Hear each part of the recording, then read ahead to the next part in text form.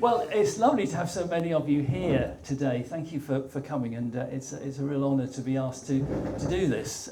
So we're looking forward to our double act. It looks as if we're terribly organised and rehearsed. We're not. So it'll be great fun, and it's lovely to see not only so many of you, but also some honoured guests as well. And you've already greeted Dusty, so it's wonderful to have Dusty here, who comes to us direct from the James Paget Hospital, where she's now paying rent. And it's lovely to have you here, Dusty. It's really very special. And Les Cockerell is here as well. We'll come to the Cockerell connection as we go on. But it's also, of course, a fantastic time to be here because the Pavilion, as you all know, is celebrating its 125th anniversary. So how appropriate to be doing this today of all days. This is going to be a very personal story for Alex and myself. Alex, you won't believe this, but he started off as a youngster at the Pavilion Theatre, and after many roles both on and off stage, he's now, of course, running the theatre and the bandstand. Let's not forget the bandstand. And he does that very successfully as its chief executive. And my life and the Pavilions have been linked together since I was a little boy. I was probably taken to see a pantomime by my mum at a very early age. That makes it 70 years ago. And among other things, I was responsible, I'm going to take the credit for this, for reopening the theatre after a 7-year winter closure back in the 70s, but we'll come to that later. So between us, we're going to unpack the story of this charming, much-loved Edwardian building, a great, great survivor, which has never been busier, more well-used or well-looked after as it is today. So, without any more ado, I'm going to sit down and get on with it without tripping over all these wires, which would look ridiculous if I did that. Right, okay. So, and of course the other thing that is very relevant to all of this is that in a couple of weeks there's going to be an exhibition. I'm sure you've probably seen the leaflets and the publicity about this, about the Lowestoft to Yarmouth Railway, and that exhibition has been touring around, has been seen in Lowestoft, but it's coming to Gorleston at long last, which is fantastic, because my story and the Pavilions are very much linked to the railway, which until 1969 was the railway that ran from Southtown Station to Lowestoft. And my grandfather, Ernest Mallion, was actually the signalman at Gorleston Station.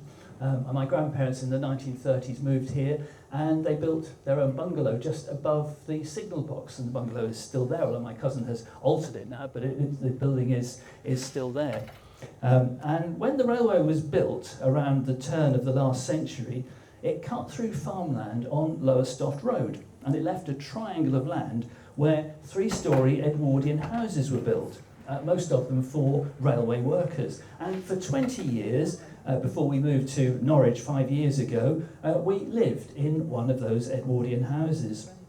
But the railway has a major part in the story of the Pavilion itself. The coming of the railways created tourism, as I'm sure you all know. There's been so many programmes on TV about the railways and their importance. And they changed many coastal towns from small, sleepy villages into seaside resorts. Sheringham and Cromer are good examples of all of that. And, of course, so was Gorleston. The very name of Gorleston-on-Sea comes from the railway station. It was to separate it from the other two, Gorleston North and Gorleston Links Holt, for the golf course. Now, here we've got a picture of the station as it was in all its glory. Of course, the station hotel was built on Elm Grove Road as well. And there's the station with a steam train there. Doesn't it look absolutely lovely? And it was a gorgeous station as well. You probably remember they did a lot of work to it before they shut it down as well. And there it was with a diesel, but pulling a full train there all the way through. And you can just see Lowestoft Road in the background there, and the bridge. And there's that. But we've also got a picture here of the Gorleston as it was around the turn of the last century.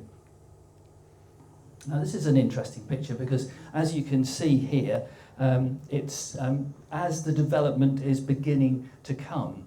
So some of the work's been done on the seafront there, and you can see that the Pier Hotel has started to grow. It was replacing a pub that was there, and that was built in just before the turn of the last century. But there's the Cliff Hotel as we know it now up there, but the Cliff Hotel, there was a huge Cliff Hotel built right on the spare land there, where the flats are now. There was a massive hotel, the like of which you would sort of see in Cromer still today. And that was built, but it only lasted for about 12 years because on Boxing Day in 1915 it totally burnt down and it was never rebuilt. My other grandfather, who was coxswain of the Gorleston lifeboat, but then was a young lad, he was out fishing on that Boxing Day, and he used to tell me about being out at sea and watching the Cliff Hotel burn down. But that was the site there, and of course there's no yacht pond. All of those things were to come, but that was that. And no shops. With the Cliff Hotel came the shops down below, the ice cream shop and everything else, which was part of the hotel, and that of course all remains now. But there was much more to come, and in 1897 the council started a plan for what was called a shelter hall.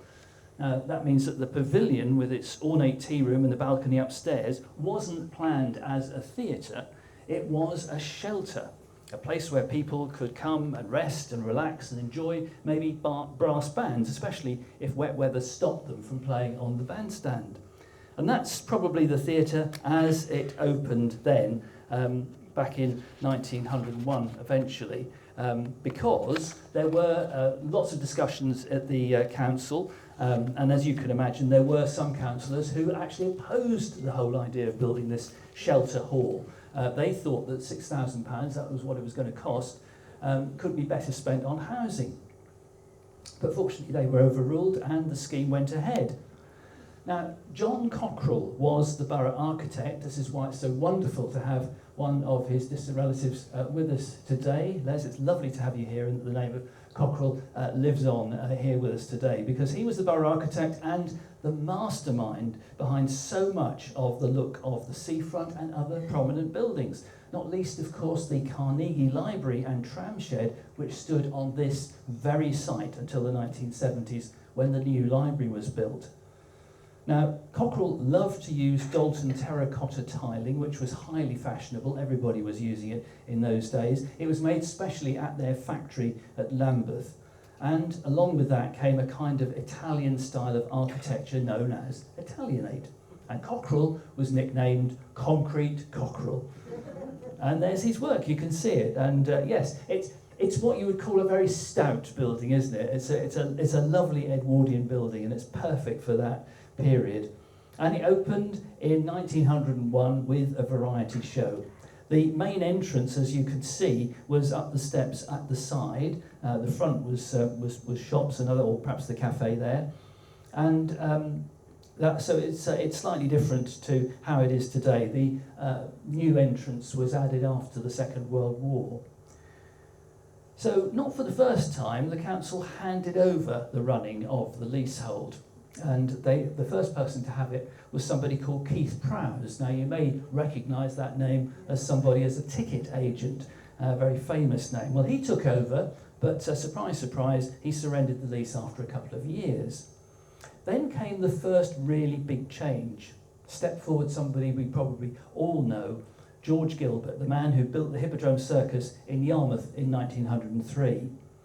Now, he took over the pavilion, he changed its name, he called it the Gorleston Palace.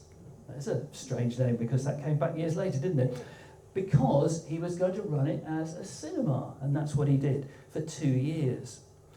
After World War I, with army occupation, came the biggest and the best change of all, because another leading figure in the local entertainment scene, Frederick Cooper, took over the lease with the estate agent A.V. George.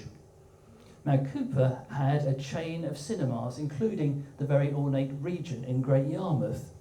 But this is what Cooper did, because he didn't decide to run it as a cinema. He provided the feature which makes the pavilion the building we all know and love so much, the stage, with that delightful proscenium arch, which these days, thanks to Tom Turrell's lighting design, looks better than ever. Just get a look at that. And this also gave it, underneath that, the dressing rooms as well. It's also suggested that Cooper added a sliding roof to the building, which could be opened on really hot days. But one person, of course, who knows this building so well is Dusty Miller, who's here with us today, the founder of Dustmagrick Young People's Theatre Company, and whose home has really been the Pavilion, as it has been for Dustmagrick as well, because her whole life has revolved around the theatre. She calls it her second home, don't you, Dusty? And she's regularly staged shows there, including the one last year to celebrate her 90th birthday. And she's working on another one for this summer as well, with Julie, her director, there. See, she first went to the theatre as a girl in 1947 or 48, she tells me, and made her debut in pantomime in 1951 with the Shrublands Youth and Adult Centre Company, as Gorleston Theatre Company was known then. And only just a few weeks ago, this is quite amazing, I discovered in a cupboard a cassette tape of a documentary I made about the Pavilion in the early 1990s at Radio Norfolk. And in it, I actually interviewed Dusty at the theatre, and she described that stage. And with me is somebody who knows it well, perhaps better than most. That's Maureen Miller, now known for running the Young People's Theatre Company, Dustmagrick. Maureen, what's your earliest memory of seeing a show here? I suppose my very earliest memory must be around about 1947, 48, when I was really getting into theatre, and I used to come and see the lovely, colourful summer shows here. Yes, can you describe the sort of scenes that they used to have on the stage? And they were very much like Captain Showtime, which was on at the Wellington Pier. Beautiful costumes, good singers who used to do spots, and then everyone would be in everything. That was the lovely thing about it. They would all have to be in the sketches, they'd all have to be in the singing, and that was just a company effort. And lots of scenery, of course? Yes, lots of lovely scenery. Very, very brightly coloured and excellent quality. Can you sort of describe the theatre to us? Because it's got this wonderfully ornate stage with its proscenium arch, hasn't it? It's a beautiful old Edwardian theatre with a lovely proscenium. It's coloured. It's got lovely little cherubs carrying little garlands all round, little faces on the sides of the proscenium, and little wells where we've got some more little cherubs with their instruments. And it's just a beautiful high ceiling with a balcony at the back. We don't use that very much at the moment because obviously it's not too safe for everybody and it's very hot up there, but one day hopefully that will be all in use again. And the lovely stained glass windows as well. They are very special, aren't they? They're lovely and very well decorated. Sadly they're a bit pitted now with vandalism, but nevertheless they've survived. There we are. Thank you, Dusty. You did it far better than I could, as always. And Alex, since you've taken over in the last couple of years or so, and a bit before that as well, you've been doing a lot to continue improving the stage and how it looks. Yes, well, we hope we're improving it. I think one of the things that we found over the last 30 years, even with Stuart and Kevin at the helm, whilst I was also there, there's been lots of layers added on to bits and pieces, and we're now starting to take those layers off. So, for example, MDF covering beautiful panelled doors and that sort of thing. One of the first things we did when we took over was to look at the stage itself. So for those of you who have been to the Pavilion, on either corner there were some big built-up bits to the stage. They're not original. Now obviously the stage as you see it today was also not original from day one, but what we've done here, as you can see, we started to strip away those layers of woodwork and built up stage that didn't exist primarily. So the picture on the right there just shows you exactly all of the layers as they've been added. Got a couple more pictures of here of what we've ended up with, and you can see the original treads there, the original stairs that take us up to the stage. So it's projects like that that are really just trying to reveal the architecture again, I suppose. There was mention of the stained glass windows. It makes you shudder, doesn't it? It does. If you've even thought of trying to do anything with those. Well, this is a great way to explain the scale of the project ahead of us. So we formed a new board of trustees. We formed a building committee to talk about the projects we'd like to do. One of those projects is the stained glass windows. Some of them are missing entirely. Some of them are there but broken. A lot of them, the brickwork needs a bit of work as well.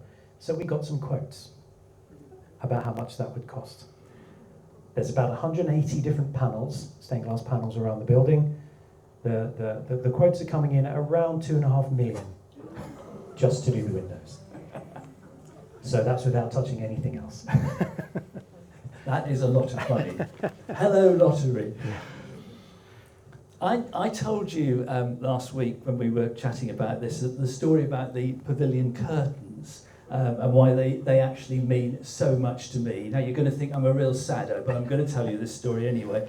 When I was about 4 or 5, my very first visit to any place of entertainment was being taken to the Hippodrome Circus, and of course, I totally fell in love with that and always have been in love with it. But soon after, I went with my grandmother on a children's coach trip from the King William pub to the Wellington Pier, remember that? To see the Yarmouth Ops and Drams pantomime, which that year was Mother Goose. And we sat in the balcony. Now, the Wellington was never a very attractive theatre. And at that time, it was painted cream of all colours. Can you believe that? A theatre painted cream on the inside. But that honestly didn't matter a bit, because I just fell totally and utterly in love with the brightly lit red velvet curtains. If the curtains never opened, I would be happy, and I'm still the same when I go to theatres. I was never ever stage struck, I was theatre struck, quite different, and I've remained so all my life. Well, decades later, the council decided the Wellington Pier needed some new red curtains, but they didn't want to waste the old ones, so they decided that the poor relation, Gorleston Pavilion, could have them. They were good enough for the pavilion. So they hung them there. And fast forward a decade or 3, and Kevin and Stuart having taken over the pavilion, and after a few years, they thought that those curtains really were getting worn out and they needed replacing. But they too thought that the old ones might still have a little bit of life in them. So they hung them on the wall of the theatre as window curtains, hiding those windows that are now going to cost £2 million to do. But that's where they hang today. And so every time I go in the theatre, I'm looking at the curtains which had such an impact on me as a small boy 70 years on. There we are. That's my story. And I only learnt about the Wellington connection last week when Tony told me that story. I knew the curtains had moved around a little bit, but the fact that they'd come from the Wellington, that's news to me. Yep, there we are. They have their part. It all fits in, doesn't it, with all of that. So let's get back to Frederick Cooper then, who returned to concert party type shows, which were to be the mainstay of the pavilion right up until the mid-1960s. Dusty's already told you a little bit about that, but concert parties, as you heard, were a small, multi-skilled cast who took part. There'd be a comic and a singer, but basically everybody was involved. It's a bit like you see still at Cromer today.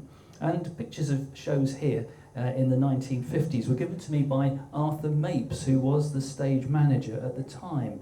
And you can see from these that they were very good costumes and sets as well. And actually, Alex, you're going to return to a sort of concert party type show this summer, aren't you? We are. So we're reimagining our summer season to be more in line with that. The summer seasons that Stuart and Kevin have always run have continued the music hall theme, but we're going to try something a little different this year. Yeah. Lovely. You'll go and see that, won't you? You'll go and book now, won't you? And it's going to be on for extra times, isn't it? It's going to be on Tuesdays and Thursdays. Tuesdays and Thursdays from July to September. Right, there we are. But during the history of the pavilion, there were some very famous names, notable names involved. And you'd have to be as ancient as I am, and looking around you, perhaps some of you are, to remember Elsie and Doris Waters. Oh, thank you, that's good. I don't feel quite so bad now. Elsie and Doris, apparently, I didn't know this, they started off at Southwold in 1924, where they created their Cockney characters, Gert and Daisy. And yes, as somebody already shouted out, they were the sisters of Jack Warner, who went on later to become Dixon of Dock Green. Well, 3 years later, after their start at Southwold, they leased the pavilion in 1927. But they quickly went on to what was the new medium of radio, where they became big stars, mega stars in fact. They appeared in the Royal Variety Show, and at one point it was said that they were the highest paid double act in the country. Soon after came the arrival of the Gorleston Gossips, another concert party which featured local singer Helen Hill. who came up through the Yarmouth Ops and Drams. Now, she was very much linked to the pavilion, not only appearing there, but her family owned the cafe restaurant which was opposite.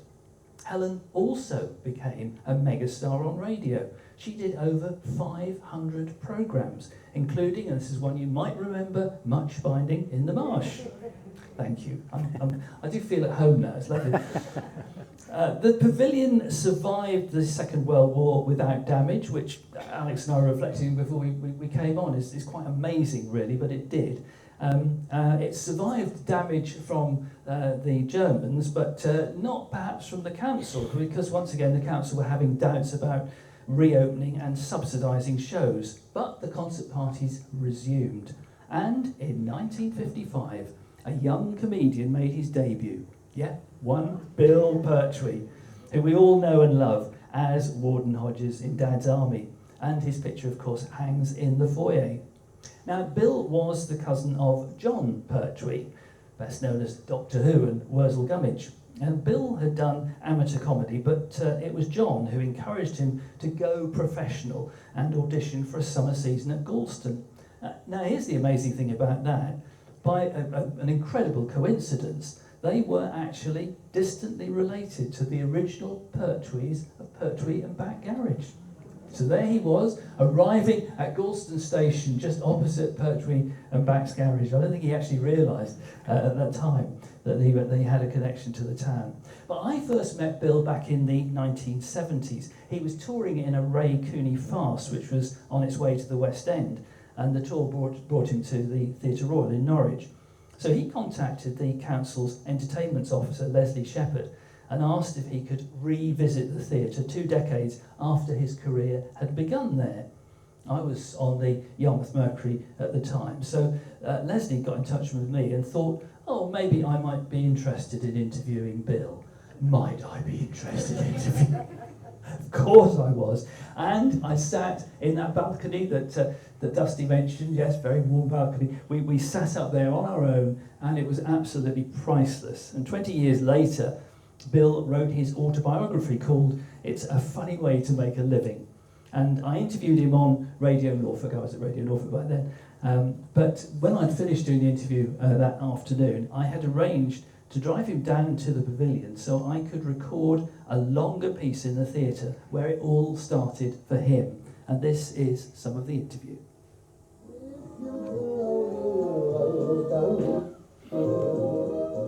Well, here we are, Bill, back again.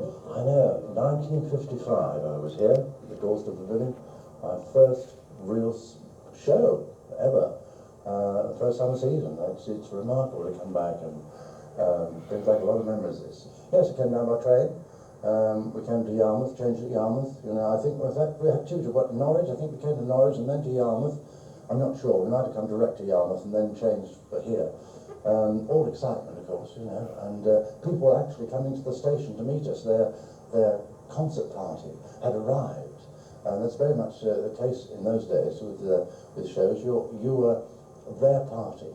The community welcomed you, and of course they were all in on the opening night, and they used to see all the 5 programmes. And Cliff Hensley, the principal comedian, used to talk to them as soon as they came. Oh, hello dear, lovely to see you again. Nice hat you've got. Oh my goodness, you're spending a lot of money on hats now, aren't you?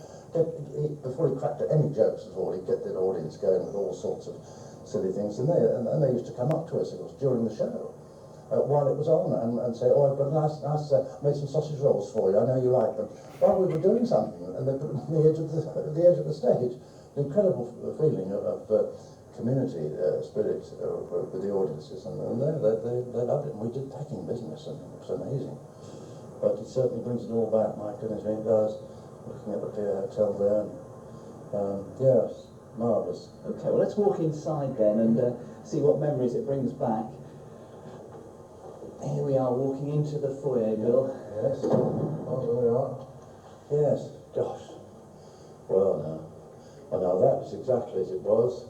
And then in through those blue doors. Yes. And was this the way that you came in for the first time? Did you come in through the front? Yes, certainly, absolutely, yes. And during the show, of course, we had one sketch where I was supposed to be, Clifford Hensley was playing the clairvoyant. He was in drag for this, Madame Zaza, and he used to So I always go, so-and-so's go. You just pick somebody out in the audience and say, oh, now I know what you're all my guidance. Go, oh, yes, you're going to get some sausage rolls on Saturday, my dear, and all that. So then you pick out one lady and say, oh, you're going to meet a tall, dark stranger. Oh, my goodness me. He's country. He's just left Norwich. He's always very, very quick. He's on his bike and he's come to Yarmouth. He's got to Yarmouth. All this build-up going on. Oh, he's coming to Gorleston. Isn't that funny now? I wonder if he couldn't possibly be coming. Yes, he is. He's come to the Gorleston Pavilion. And here he is, madam. And I used to ride through here on a bike, you know, and bring the lady a box of chocolates or something. It's crazy. But it was all part of audience participation, which was what summer shows were all about then. Yeah, they involved the audience very much. Now here we are. We're just underneath now the balcony. The balcony, yes, yeah. Remember that? But it's a much bigger place than I seem to remember. Now sometimes when you go back to a place many years afterwards, it's smaller, or it seems smaller. This looks in fact bigger. I don't know what the seating capacity was then, 400 or 500, something like that. But it was pretty, well it was full every night of that season. Let's go up onto the stage, shall we, and make our way as you would have done across here. Right, that's what Goodness me, yes. Well, you see, it's even bigger than I remember, quite honestly. It must have been quite something to come out on this stage for the very first time and face, what, 400 people? Yes, and to look up and see that, the balcony up there as well. Yes, yeah, I mean, it's difficult now after what is it, 41 years, over 40, it's over 40 years anyway, certainly, isn't it? To remember exactly, but I mean, I did forget a lot of stuff. I mean, the material which I tried to learn very quickly became a sort of, but one got through it and tried to remember it the next night or the next night. I mean, it was whatever it was. But and you brought loads of props with you, didn't you? Oh, tons of them. I thought people would think that I was going to be very funny, you see. If I had lollipops with me and I had a great big fishing net, I had a cricket bat, well, that was all right, because I was actually using the cricket bat in a solo sketch I did. Yes, all sorts of things. I forget something else I had, I can't remember now. Always got on the train, I met them on the train in London, and also, whatever's he doing now? Well, that was fine. I mean, we sorted that out. But actually, the cricket sketch went very well indeed, the solo bit, and the write-up in the local sort of Yarmouth paper was that Bill Birch was a great asset to the show, and in fact he's ahead of his time as far as comedy is concerned. So it gave me a little bit of a lift, but it didn't stop the others wanting to get rid of me though. After a bit they said, I'm sorry, I said to the manager, Henry Lutman, who managed the show, was the singer as well, you have to go. We can't carry passengers, and he's got 3 left feet, and he can't sing properly, and can't dance. I mean, what's going on? But I stayed, and they all helped me eventually. And I always said that's the turning point. If in fact I had got the boot then, and one of the things that Henry said was, because he fits the costume and I can't get anybody cheaper. So I stayed, and as I say, the cast helped me through that first season, and we had a great time. But if in fact it hadn't happened and I had gone, I don't think I would have stayed in the business. I think I would have said, well, it's not for me, I've had a go at it, I've tried it, it doesn't work. And I would have got on with it, because I'd had all sorts of series of jobs which I probably would have been quite happy to go back to. I don't know. But there you are, it's those strange things, isn't it, in life? You carry on, that turning point led to, well, whatever it's led to since, really, it was astonishing. Dad's Army, Yeah. all that TV. I mean, it's been such an amazing career. It hasn't finished Yeah. yet. All those Ray Cooney fasters. Yeah. It's taken you to so many places, and yet it could have all finished here, couldn't it? Could have all finished here, yes. I remember standing outside the Shaftesbury Theatre, the second play I had done in London, and I stood across the road, and there, amongst a lot of big names, Michael Denison, Derek Nimmo, Lisa Goddard, Carol Hawkins, and there was I, standing over there, and all our names were up in lights. And to see your name actually blazing out in lights in the front of a theatre, and I stood there one evening and I thought, I actually said to myself, well, if I'd got the sack at Gorleston, that would never have happened. It's amazing. I remember saying that actually to myself.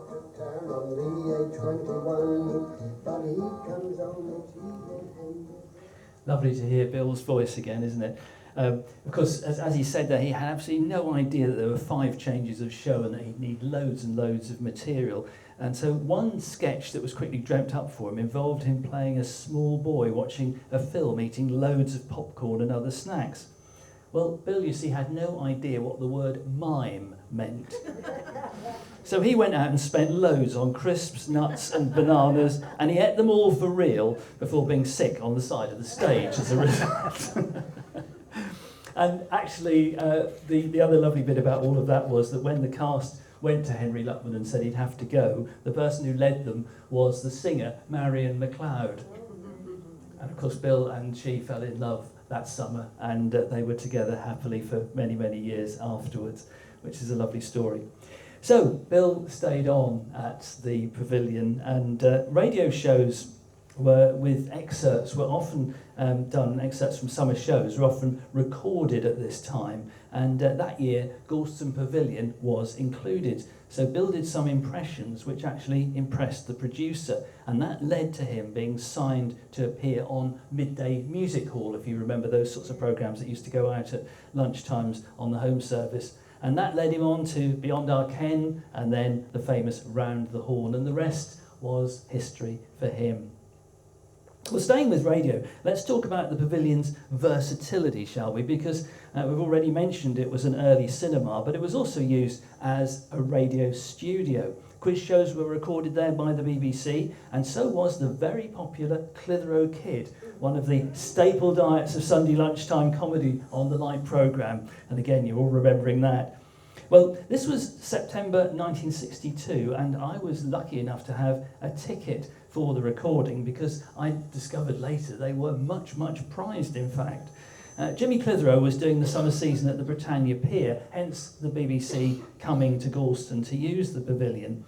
Jimmy Clitheroe, as you may remember, was a little man, but he had a high-pitched voice and a brilliant comic timing, and so he could play this part of being the small boy, the Clitheroe Kid. He'd been discovered by BBC producer James Casey, who, has to be remembered, also discovered Ken Dodd. Incredible man, James Casey himself. He wrote the scripts with Frank Roscoe sometimes, and James was the warm-up man for the Sunday afternoon recording. And, well, actually, I have got the script from that show because Arthur Mapes kept it. This is the script of one of the actors, Leonard Williams, as you can see, or maybe you can't see, but I'll tell you, it says that he was booked into the Carlton for 2 nights. Oh, no expense spared by the BBC in those days. A bit different when I worked there. Derek Guyler was one of the best-known members of the cast after Jimmy, and I remember him coming in for the opening scene of the first episode, which was supposedly taking place in a busy street, so the sound effects were playing out as Guyler started to read the first couple of lines and just looked increasingly bewildered before announcing, of course we all laughed our heads off, that he clearly picked up the wrong script by mistake, and it was nothing like a street scene. I don't know where you are, Clitheroe, but I'm not here at all. So he had to go and find the other script. Maybe they did that every time just to get an early laugh, I don't know, but we certainly enjoyed it, and we did laugh. And years later, I actually got to interview James Casey. And he told me how it had all gone really well with the rehearsals until he realised that they could hear the sound of an amusement ride, which was outside the theatre next to the amusement arcade there. So he actually went out and he did a deal with the amusement arcade owner, and he paid him to shut down for a couple of hours while the recording was on. Well, it was great to be there. And afterwards, I nipped out and I caught wee Jimmy getting into his specially adapted Triumph Herald estate, I remember it well, and I got his autograph.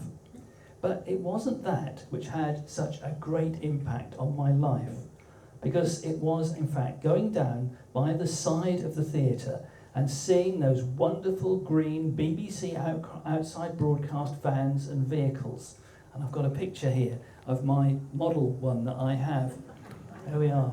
I know that's got a TV camera on, but the vans were all the same, and they were all in that lovely green colour. And there were at least 2 vans, if not 3, outside the theatre for that recording.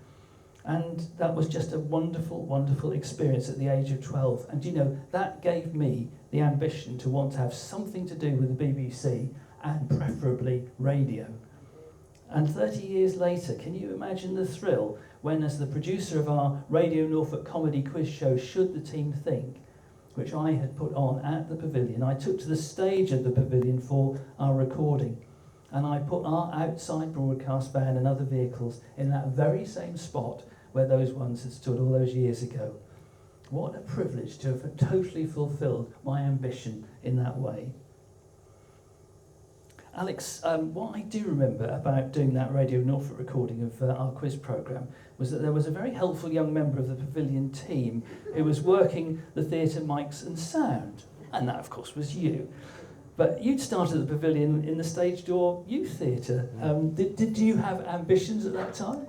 I did. Well, I did. And actually, I was saying to AJ earlier that my ambition was in technical theatre. So I was in Sheila's Stage Door Youth Theatre, but I always wanted to be on the sound desk or on the lights and doing that sort of stuff. And that place specifically, my family had performed there. It's in our bones, the Pavilion. That has always, much like yourself, fascinated by the theatre and by that place. And just as you were saying the story about the broadcast fans, the day that the new broadcast fans were down the side and you fulfilled your ambition, that sparked mine. Because I then went on to work at the BBC a few years later. So as a young man wanting to work in tech, that place always has the ability to inspire people, young people, to get into other things rather than just singing, acting, dancing, etc. It's one thing that the trust that I now head up, we're trying to inspire the next generation as well. Not just from them being on stage, but those who want to do the tech as well. Told you it was a very personal story, didn't I? So let's move on with the history, though, because different people presented the summer seasons. You heard the name of Henry Lutman there, and there were others as well. But one name that sticks out from 1961, and we've actually got the programme, is that of Joe Collins, a well-known agent and producer, but also the father of Jackie and Joan Collins. I think Joan is about to make a film, isn't she, about the Duchess of Windsor, Wallis Simpson. And I did actually interview him many years ago, and one thing I can tell you, he told me that he'd never read any of Jackie's books. By the early 1960s, the Pavilion concert party shows were looking perhaps a little dated and couldn't compete with Yarmouth's big name shows. But a winning solution came by going back in time. A big BBC TV hit at the time was The Good Old Days from the City Varieties Music Hall in Leeds, and of course that's still being repeated on Channel 4 sometimes, or BBC 4 rather. The council decided to transform the Pavilion into an old-time music hall, but brought in what is something which has made the theatre very, very special, those tables and chairs instead of rows and rows of tip-up seats. It's probably why Bill Pertwee thought it seemed much bigger, probably did, than when he was there. And that music hall formula was a big hit. I think we've actually got a picture, haven't we, of how it looked. We've got. I'll have to go back a little bit, but we have got a. Just yes, here. there we are. Yeah. And that was kind of how it was when it didn't have any carpet. It's much more luxurious now, that was the kind of sort of format that there was. And Ian Westbrook created those sets to make the stage look as it did then. That was what they actually did then. But before that happened, before it turned over into a music hall, the very last concert party in 1962 was a show presented by Frida Hall and her family. Anybody else apart from me remember that? And she was from Keighley in Yorkshire. Thank you, Dusty. I'm glad you did. She was a very talented musician and organist. I think she actually had quite a large cinema-type organ on the stage, as I recall. And her daughter was a singer. Well, the show, or at least Frida, involved my family, because back in those days there were plenty of boarding houses in Gorleston, and there were also people with ordinary houses who used to take in visitors as well. My grandmother did it, and so did my mum, and they used to take in summer visitors. But several of the Pavilion cast, including Frida Hall, stayed at a boarding house at the bottom of Uppercliff Road. But the lady who ran it, and forgive me, I don't think I ever knew her name, I just knew her by her nickname, which was Chummy. She was a great friend of my mum, and Chummy wanted to go on holiday for the last fortnight of the season, so she asked my mum if she would take in Frida for those last 2 weeks.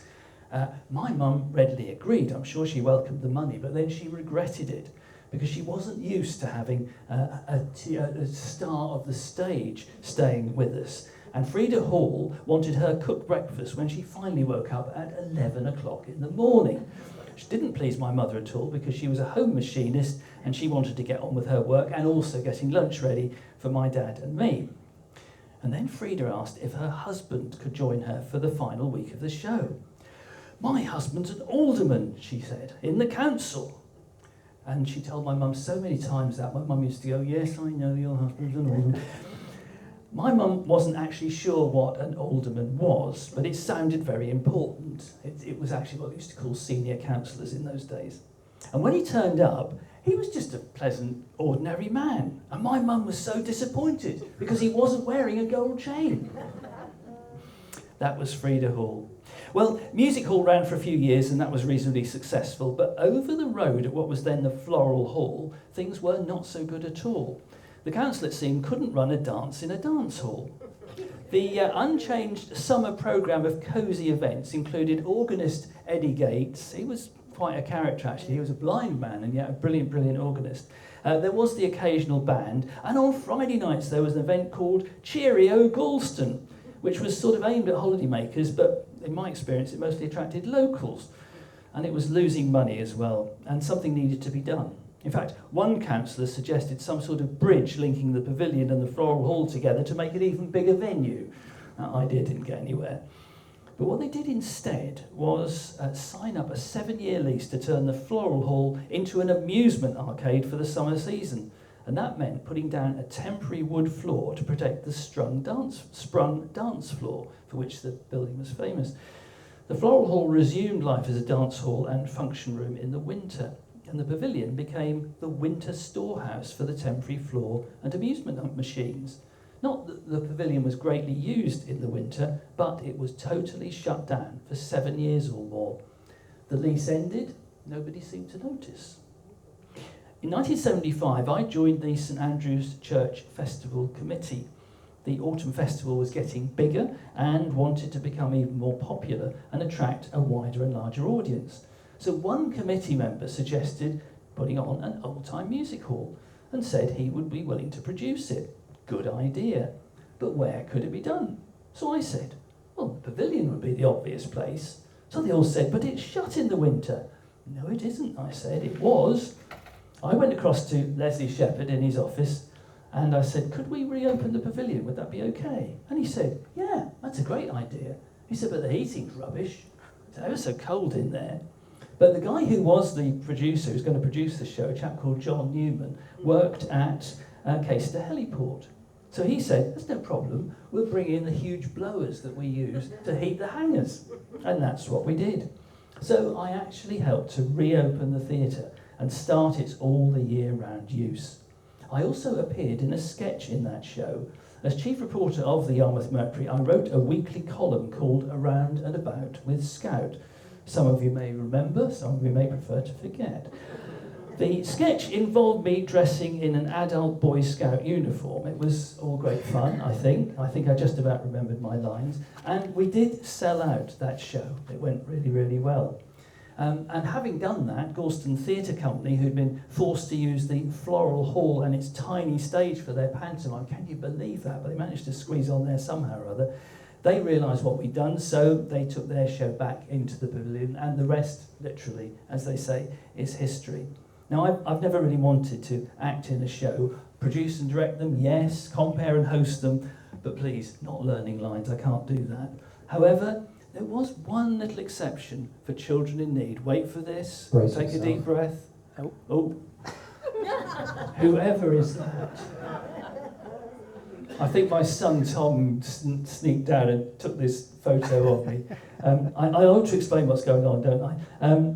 At Radio Norfolk, it was Children in Need time, and Dustbury Grit were doing their musical as usual that year. And we presenters were all given a mystery object, and the idea was that we would take this as some sort of challenge and turn it into money for children in need. I think I was on holiday when they were given out, but anyway, when I got back, I found they'd given me some Pat Butcher earrings rather. I've never actually watched EastEnders, but I think I've got the drift of what that was all about. So I thought, okay, I'll probably be down at the pavilion anyway, doing something for children in need, so why not? Let's have a go. Did I ever have a secret ambition to be a pantomime dame? I don't think so, but if I did, I achieved it. And the wonderful Steve Ace, who was such a stalwart at the pavilion and also a very good panto dame, kitted me out and did the makeup as well and did a great job. So I was broadcasting live my nightly news programme, can you believe, in drag, like that. Just as well it was radio, wasn't it? But then when it actually came to the evening, I had to stay like that until the show started. When it came to the evening, the show was Oklahoma that year, but Oklahoma, you've never seen it before, because before it started, I suddenly appeared in front of the curtains and launched into a bit of drag just to say that I had done it. And then explained to everybody why I was doing it, and then disappeared off and got out of it pretty fast. Alex, you told me you were actually there that night. I was there, and this isn't the only lasting image I have of you, Tony, but it is one of them. Thank you very much. Because what people don't know, I can reveal, was a little while later, Helen McDermott, of course, who was staging the pantomime, then actually offered me a season. I turned her down. I think I did raise some money from it as well. But moving on to the late 1970s, and we're moving on fast now, Old Time Music Hall had begun to lose its charm. And of course tourism was also waning in seaside places as well. And the times were getting really tough for the council. So the council took a very hard look at all the things that they funded, including the racecourse and some of the summer shows, including the ones at the Wellington Pier and the Britannia, which they actually subsidised, and of course Gorleston Pavilion was subsidised heavily too. So what on earth were they going to do? Do they just get out of it all? But 20 miles away in Norwich, the ebullient Irish showman Dick Condon from Dublin had turned the ailing Theatre Royal in Norwich, and he'd also been so successful that he'd gone on to save Cromer Pier as well, with Seaside Special, which of course that remains to this day. It's a fantastic monument to what he did. So the council actually persuaded Dick to take on the Wellington on a 3-year deal. And Dick, I remember telling me that they even lumbered him at the last minute with the winter gardens and the beach huts. But Gorleston Pavilion wasn't included in the deal and was in danger of closing at that point. But when Dick saw Gorleston Pavilion, not for the first time, he was somebody else who fell totally in love with it and asked if he could have that too. He said that was actually what he really wanted. So he put on a good show with his director Yvonne Marsh, but sadly even he couldn't wave a magic spell. It lost money and he gave up the theatre after 1 year, and now it really did look like curtains for the pavilion, and not those nice curtains that I fell in love with either. But, however, by this time, Gorleston had a community association, initially to serve the Cliff Park area, but as there were no public buildings that they could use there, and you couldn't go into schools in those days, head teachers wouldn't let anybody else use their buildings at that time, they took over the pavilion, and they started to make really good use of it, including playing badminton inside the theatre. And I think that bit of history has come back to haunt, hasn't it? It has, yes. So a few years ago, we were fixing some of the insulation panels on the ceiling, and there's a large heating duct that runs through the middle of the auditorium, and we found a shuttlecock sitting on top of the heating duct, and it baffled us for weeks. We couldn't figure out why until we made the link. There we are. Oh, gosh, a bit of history coming back 40 years later. So the association decided they'd have a go at running a summer show with local entertainer Carl Adams topping the bill. And I'm delighted to say that Alex has found a whole load of pictures to remind us of the great Carl Adams. Carl was not only a very good and very versatile performer, but here we go again. As a boy from Beccles, his first professional appearance had been at Gorleston Pavilion. And here he was back again. And after a few weeks, probably because they'd opened too early, that show was losing so much money, the association was going to have to close the show down. But Carl stepped in and offered to take it over from them. And he made it a success. Probably didn't pay himself any money, but who knows how he did it. But he did it, and he made a huge success of it. And he continued being successful. So the council, as we know, never shy when it comes to passing the buck, asked if he'd like to take on running the theatre all the year round. That was when it started, and he was the one who did it. Unfortunately for us all, Carl said yes, and he ran it well for a decade until ill health forced him to give up. And standing in the wings and ready to make a bid to take over were a couple of guys, Stuart Durrant and Kevin Lynch. Yeah. They were not strangers to the Pavilion, of course, having appeared regularly on the stage with Gorleston Theatre Company. They had formed their own theatre company, and the council willingly let them have the lease. They went back to the idea of music hall in the summer. They brought in the popular Norfolk musician and comedian Nigel Boyce-Sire, and began their management of over 30 years until it passed to you, Alex. Yes, yeah. They did a great job, didn't they? They did a wonderful job, and it's where I started my association with the theatre as a young boy. Although I do remember going to see Carl Adams in a summer season. Stuart and Kevin was where it all started for me, and they spent 30 years devoting their entire life to that place. And I was lucky enough to be with them for around 26, 27 of those years. And they spent lots of their own money on the place, lots of the profits went back in, and incrementally they grew the audience, grew the customer base, started improving the theatre into what it is today. Now, we've obviously started to do our bits and pieces that we want to do. That's more about the heritage and the architecture.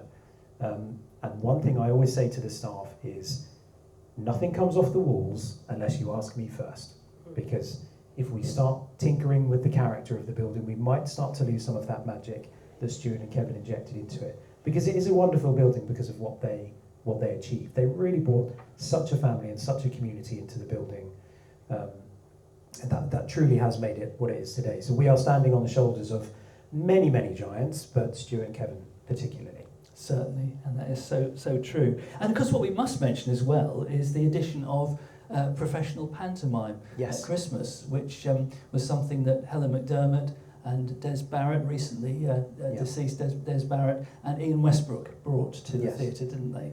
Well, the Stuart and Kevin, along with the Gorleston Theatre Company, along with Dus McGrick, along with lots of other Jam groups and some of the professional touring shows, made such an impact on the theatre to bring it into use all year round. But then it was the introduction of the professional panto that just elevated things incredibly. So that was when we had it with professional panto in every year, and I think Des did almost around 20 years. Yeah, wasn't it? Yeah, just about 20 years. That brought another dimension to the theatre, and it really strengthened the theatre's use beyond that of the autumn Dus McGrick musicals and the early January Gorleston Theatre Company pantomime. That bridged that gap, and it brought the theatre into continuous use all year round. So that really, really elevated things. And it never ceases to amaze me, and probably most other people as well, that here we had this great Shakespearean actor, a man who was at home in the West End, in great musicals. He was just as at home in Broadway, and yet here he was at Gorleston Pavilion. And at Sheringham as well. I mean, he had a love for both.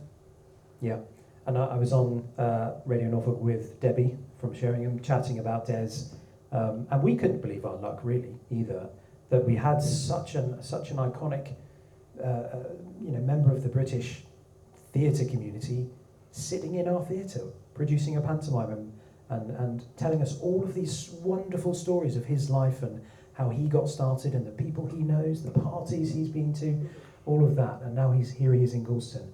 I haven't got the picture here actually, it's just popped into my head of him in the middle of getting a pantomime up and running, sitting in the middle of the auditorium, stitching a costume with a big ponytail wig on. It's a fabulous photo, and it just goes to show that he was such a down-to-earth guy who was just at home, if not more at home, at the Gorleston Pavilion or the Sheringham Little Theatre as he was in the West End or Broadway.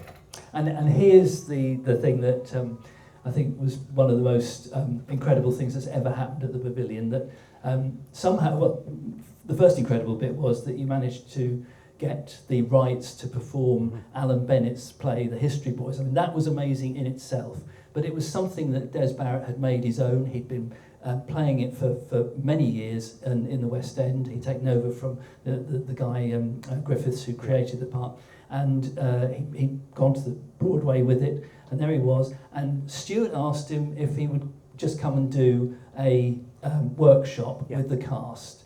And Des Barrett said, I can do better than that. I can come and play Hector if you like. And there he was, and you were in it, and we've got the picture to prove I was in it, yeah.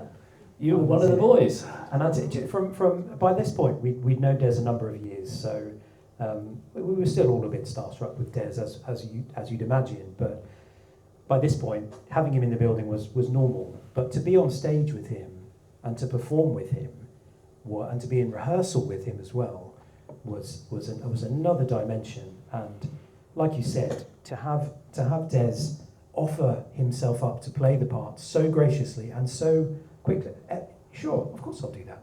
Yeah, that's fine. It was a real treat, and I think they were your words actually, Tony, in one of your reviews. In your review of the piece, you could hear a pin drop in the auditorium when Des was doing one of his bits.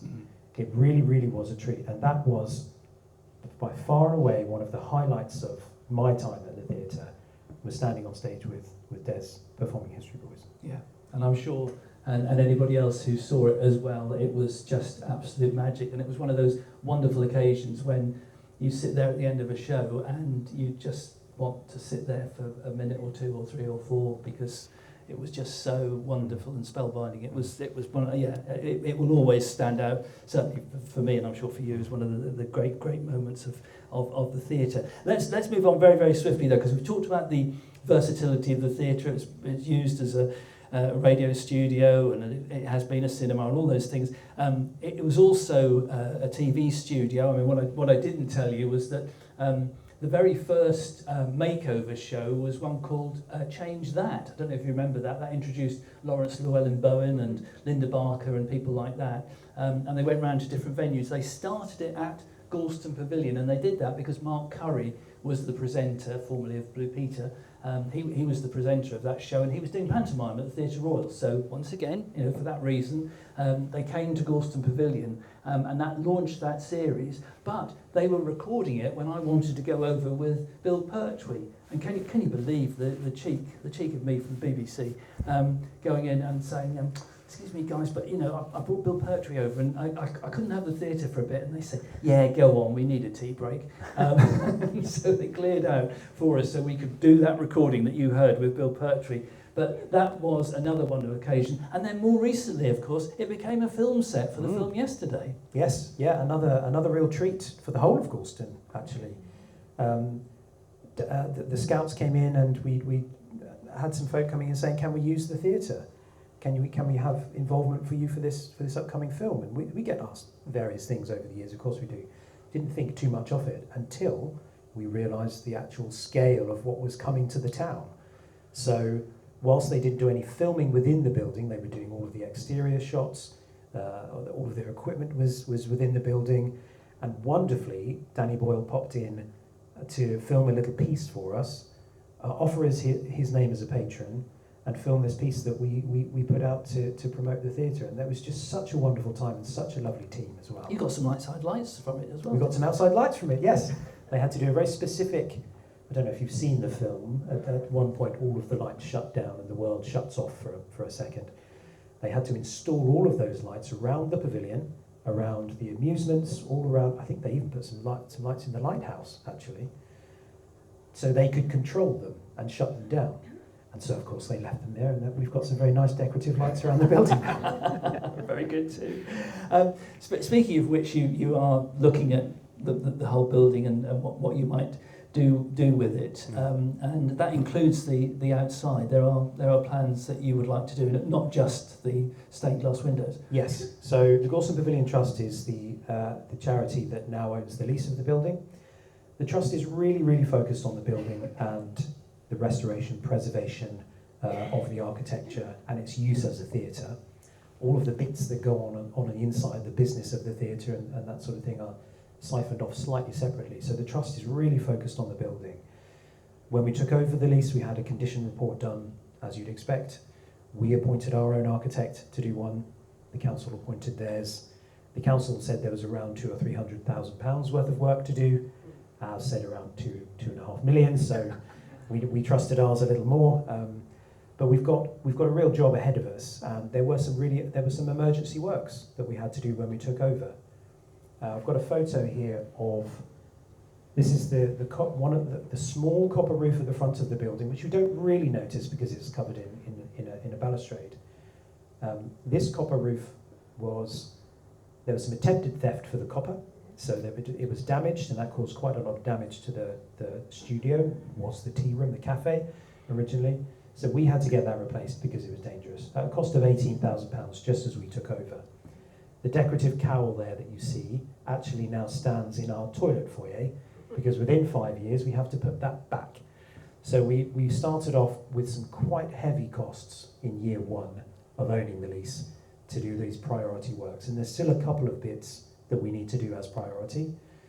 But beyond those bits, we're looking at what our plans are for the building, what we would like to do with the interior of the building. There's lots of different rooms and bits that the public don't normally get to see. Some of you I know have been on the tour, but we do run some regular tours where we can take you backstage and upstairs. So we're drawing up our plans at the moment, and I think what people tend to say to us is, Yarmouth gets a lot of money, why are you not getting money? You have to apply for the money. In order to apply for the money, you have to know what projects you want to do. Before you know what projects you want to do, you have to have your board in place, you have to have an architect, you have to go through all these different stages. And I often liken it to the Winter Gardens, which sort of started that journey in 2017. They've now got the money, but a meaningful shovel hasn't really gone in the ground there yet. So that gives you an idea of the time scale as well in which these things have to be done. So we're just at the start of that. So whilst we're attacking some priority bits, and yes, we're doing some bits inside as well, we've got a long way to go. And of course, one of those things is the clock, which you still have to wind. I think you've got a picture of the clock, haven't you? We have got a picture of the clock. Well, this is the decorative cowl in our toilet foyer. But the clock, it's the original mechanism within the clock, and this was obviously added later on. I can't remember the exact date it was added. It was, yes. So it was added later on. The original mechanism is still there, the Yarmouth mechanism, and the council did come and put a light bulb in there, and they used to wind it up, but that stopped. So for a while, the clock was wrong. So, and this was actually at the time when I was around in the theatre. I volunteered to shimmy up there as a young lad and wind the clock up again. So I did that every Monday religiously for a while, and then I went away to London and did a few bits. So that got passed on. But the mechanism is still the mechanical mechanism. You wind the weight up to the top, and over the course of the week that falls down to power the clock. It's fascinating. We've got a couple of webcams around the building, and we're thinking about putting one of those on the internal mechanism, so you can sort of see that and the clock behind it, because it's fascinating, and it's one of the things that absolutely needs to be preserved, I think. It certainly does, and you've got a project doing that. Okay, we're all desperate for a cup of tea, so here's the last thing, and then we will stop, because otherwise we could go on all day. It's amazing how you just can't escape from all of this. Talking about what you might do or not do, the front of the theatre, when I was a child, there was a sweet shop there. They probably sold buckets and spades as well, and it's normally where you have the pantomime advert up there. But that was a sweet shop, and the thing I always remember about the sweet shop was the ice cream that you could buy there, because it was the only place in the entire town that you could get it. A week or so ago, we took our grandson to the Gorleston Hall Museum, and upstairs I walked round a corner, and what did I see? Lovely Right. pictures. That was the ice cream. I could not believe that. Here I was sort of absorbed in the history of the pavilion, and what did I suddenly see? A sign that I hadn't seen for 70 years probably. But there it was, Eldorado ice cream. Anybody else remember Eldorado? Oh, thank you. I'm so glad, because I thought I was the only person left. But yeah, there it was. You just can't escape from Gorleston Pavilion, can you? And I hope we have done something to bring alive to you the memories of it. We'll leave some pictures up there for you to see. Have a cup of tea, and then if there's time, we'll come back for some quick questions. Okay, we do need to finish and get away, and so do you. But if you've got time to do that, that would be lovely. Thank you very much indeed for listening. Thank you.